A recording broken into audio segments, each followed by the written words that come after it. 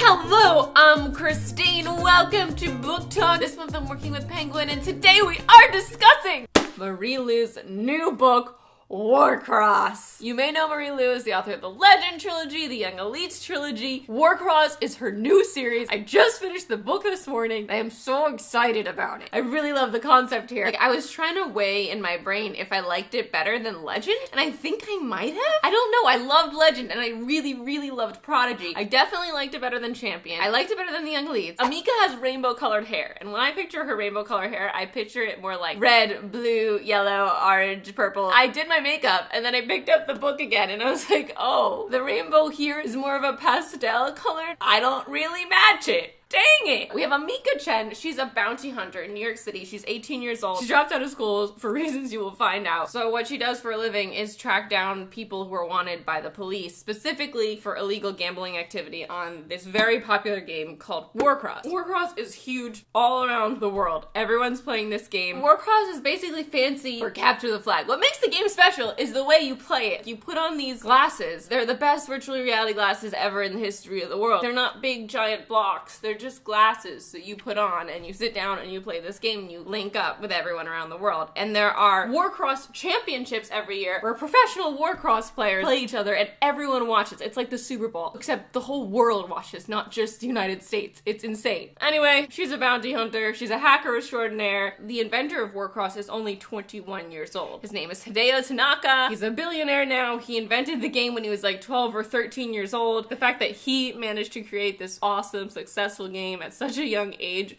really made her believe in herself and her ability to do things, which is really cool. Amika's short on cash. She can't pay her rent. She hasn't paid for the last 3 months. Things happen, and she finds herself in a situation where Hideo Tanaka's looking to hire her, which is cray and so cool. The WARCROSS games are so cool. Once you hit like chapter 2, 3 of this book, you just want to keep going. Very soon into the book, we fly to Tokyo, and Tokyo is so cool. That's where the WARCROSS championship games are taking place. If you read Champion, you saw Antarctica. We went to Antarctica for a little bit. WARCROSS is like Marie took that Antarctica idea and ran with it in a slightly different direction, and it is so cool. I love all the characters. The WARCROSS teams are so diverse. There's people from all over the world, from all walks of life. I think that's all I can really say in this non-spoilery section. This is the first in a series. I'm not sure how many there are going to be, but it's definitely not the end. Marie's put together such a cool world here. And it's not like it takes place in a completely different world. It's based in our world that we know today. It's kind of just a futuristic-ish version. It's not even that much future. It's just kind of future. Like, future enough that for virtual reality stuff, the person doesn't have to wear like huge goggles. They just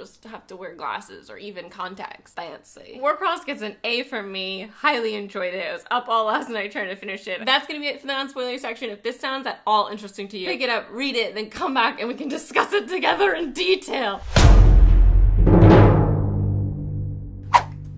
Okay, WARCROSS. I think the first scene where I was like, oh was when we were watching that first opening ceremony. Amika's like, yeah, I'm just gonna snatch that from her and go sell it. She goes to snatch it and she just appears in the game and thousands of people are watching her and they're like, who the fork are you? And she's just like, oh shirt. She's freaking out, like, I'm gonna be arrested, I'm gonna be put in jail, I'm gonna go to juvie, and her phone just starts ringing.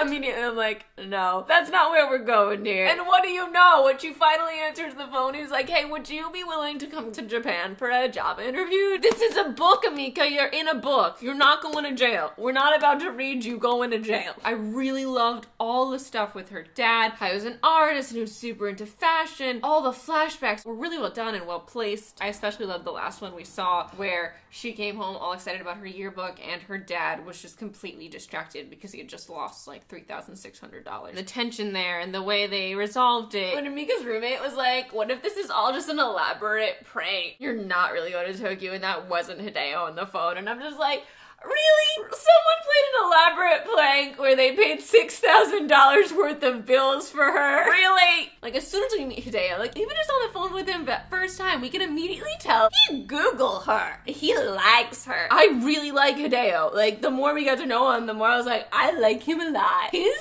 so cute. Like, I love him. I was so kidding. I shipped them so hard. Every time she left her team to go hang out with him, I was like, yes! Like, I love when he asks her to dinner, and I love his friend Ken, who I was very suspicious of at the beginning, Ken, because, I don't know, he's so nice. Like, stop being so nice. Why are you so nice? Ken's relationship with Amika, it, like, kept reminding me of, like, my mom telling me to tell my brother something because he'll listen to me and not her. Ken, calm down. You don't want Amika to come off as the villain here. She has to do this in her own way. When Hideo, like, invited her over the night that he almost got assassinated, oh, what a great scene for me and my shipping. Whole scene where she gets out of the shower and she's got the sweater on and, like, the pants don't fit. And he's, like, waiting for her at the door when she opens it. She's not wearing pants. So cute. So we have this, like, really nice, cute, like, wants to save the world side of Hideo. And then we have this, like, technology side where he's kind of got this Iron Man into the Avengers 2 mindset where he thinks he can save the world with his technology, but he goes way too far and he doesn't see it because he's too close to it. It's like when you write a first draft, you're just like, I know this sucks, but like right now it feels good. You're blinded by the light. So that's Hideo with everything he's ever made. It immediately like freaked me out when he created this link between his brain and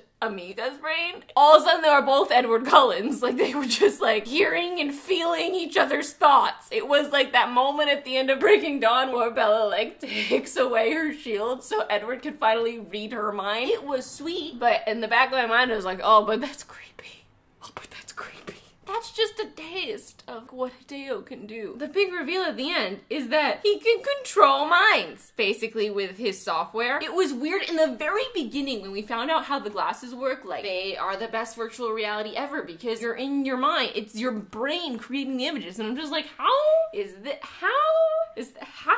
What do you mean? They really mean your brain. Like, they really do. With his technology, his free technology. So, like, he was encouraging literally everyone to get a pair of cool virtual glasses so you could play Warcross, and also, I can control your minds. And yes, he wants to use his mind control for good, not for evil. But can you imagine if this fell into the wrong hands? Have you seen the movie Kingsman? We know how this can go. Samuel L. Jackson's character did this with free cell phone service. Hideo is like too moral feeling for you to really like think that he would do something like this. But you know what tipped me off and had me scared the entire time with their relationship? Player, hunter, hacker, pawn. Personally, like, I think we should take pawn off the cover of this book because I think it really spoils the trip up in the end with their relationship because you suspect Hideo automatically because it says pawn. We know that she's being used as a pawn automatically because she is the player, the hunter, and the hacker. She has to be the pawn. Hideo's the one who's hired her. He has to be using her. And at first I was like, is he using her? Like, does he want her to think that he's falling in love with her? But he takes her to his family's house. So you're like, no, he wouldn't have taken her to his mom and dad if he didn't really have feelings. He wouldn't have shared all this stuff about his brother Sasuke. By the way, okay, I don't know if everyone called this, but the second we learned that his brother was alive, I was like, it's zero. It's zero. And it felt so good to have it like affirmed hardcore on like the second to last page. Yeah, it is. It's Sasuke. And I was trying to figure out from that moment, why he would have turned on his brother like that. And of course we didn't know that Hideo had this whole plan to like mind control anyone who had any violent thoughts, to just wipe their brain of said thought and send them on their merry way. If you're not choosing to be good, you're a robot. Like, as Dumbledore has said many a time, it is our choices, Harry, that define us as people, you know? That's not the exact quote, but it's close enough. You take away the most fundamental part of being a human being. It's wrong. You can't use mind control, I'm sorry. I know you want to make the world a better place, but you can't do that by turning everyone into your mindless, non-violent robots. And just like Amika said, you don't know what that person's specific reason behind doing what they're doing is. Now, with Zero, Zero. There's the whole mystery of, like, how much does Hideo actually know about Zero? Does he know that it's his brother? Has he been manipulating her in that way? But he said everything he does is for Sasuke, so he must not know. Like, he can't know. The first thing I would do if I was Amika is, shoot him a text right then and there. Like, Sasuke is Zero, and he says he doesn't like this idea. I'll get him on the line so you guys can have a chat. What motive would Sasuke have to go against his brother in this way? Because it's not like he's just trying to shut him down. He was trying to assassinate him. So, like Amika said, does he not remember? Has he been brainwashed? Why? But he obviously knows it's his brother if that's his name. They have the same last name, unless that's a very popular last name. But still, I don't know, unless he blames Hideo for getting kidnapped or for whatever happened to him, because he said, Hideo, wait for me, and then he disappeared into the bushes and never came back, and maybe he did come back and Hideo wasn't there, and it was right after Hideo left to go see if he had gone home. I don't know. Maybe he feels robbed because he grew up super poor and Hideo's this billionaire. We'll see. Let's rewind a little bit back to Amika. So Amika got kicked out of high school because a girl was being cyberbullied, and Amika took it upon herself to retaliate for this girl, but she did it in a way where she like went just a little too far.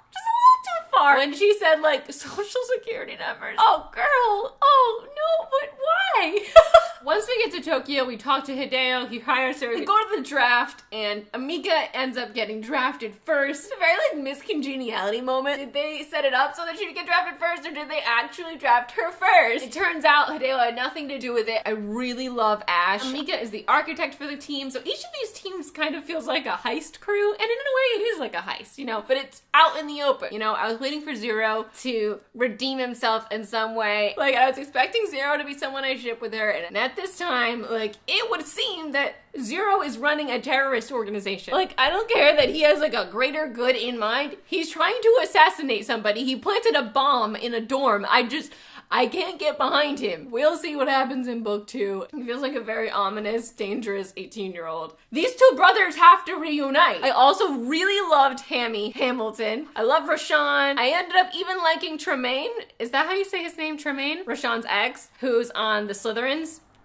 Sorry, the Demon Kings, the demons. I can't help but think of the Phoenix Riders as Gryffindor and the demons as Slytherin. Like, that's just how my head separated them. That first game, Demons versus Phoenix Riders, was like the most epic thing. I was reading it like it was the championship Quidditch game. Like, I love the announcer guy telling us what's going on and watching it happen. It's so well written that you can see it so well, and it's so exciting. And the whole time, I'm like, oh, I got to this scene in the shower, and like I was in there longer than I should have been because I was like, I need to get to the end of the game. I need to find out what happens. That dragon move was so cool. Oh my god, it was just so cool. It was so cool. It was so cool. I was like, I could just hear it. I could hear the announcer. It's all over. Jenna McNeil and the Unstoppable Demon Brigade taken down by the Phoenix Riders in the most stunning upset we've ever seen. Oh my god. I think that was like one of my favorite scenes in the book. Other favorite scene, we've got the off-the-shoulder sweater scene. It was so scary when they got out of that first game and there was that assassination attempt and then like no one knew what happened and she had to go to karaoke with the team and celebrate. Meanwhile, Hideo was almost shot. Oh my, and the whole idea of the dark world, so scary. The sheer amount of horrible things going on down there is horrifying. Oh, and Ren. From the very beginning, we knew that there was something up with Ren. Who doesn't show up to the draft ceremony when they're a wild card? Like, you're lucky to even be there, and you're not at the draft ceremony? Please, you have to plan a party. Who do you think you are? Like, what was he doing?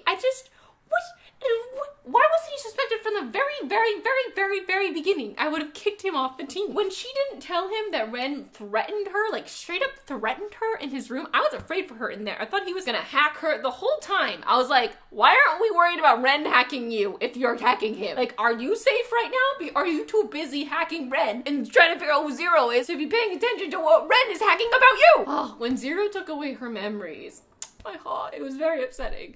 And then, of course, it was even more upsetting when he blew up their dorm. Then he gave them back at the end. I am not pleased. I don't care. Like, and also, why is he asking her what her price is? Like, what does he think she's gonna do? I mean, obviously, she might end up teaming up with Zero to take down Hideo in a civil, non-violent way. But how can he ask her what her price is? Like, she already has $10 million in her bank account. What do you think? She has no ties to you. Hideo's her boyfriend. And I love how real and present the fear of it being found out that she had something going on with Hideo was. I was like, actually scared when pictures leaked of the two of them. I'm really excited about where this series is going. I'm so happy that we let the team in on everything. In this world, everyone's so hyper connected because everything that they can see virtually is in a way so real because it's connected to their brain. Being in our level of connected society has its pros and cons, as is, obviously. I mean, it allows you to form so many new friendships, learn so much about so many other people around the world so easily because of the internet and Twitter, and make friends all over the world. And if you put yourself out there online, it opens you up to be bullied and trolled, and that can really affect your mental health. In Warcross, it's like this to the extreme. She goes down in the dark world for the first time, and then her name's on an assassination list for weeks afterwards.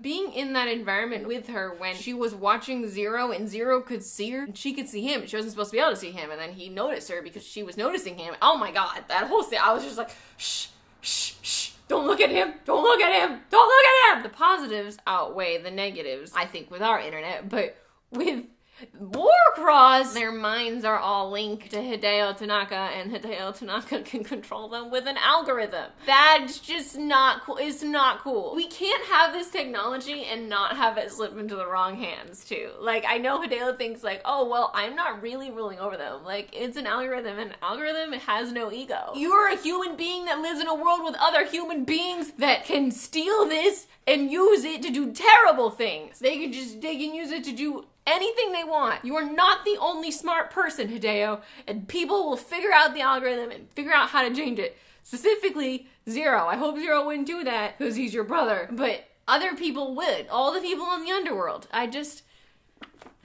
love to hear your thoughts on Warcross, on Zero, and Hideo, what you think is gonna happen next. I'm Christine. I make videos every Tuesday. Thank you so much for watching. I will see you next time. Goodbye!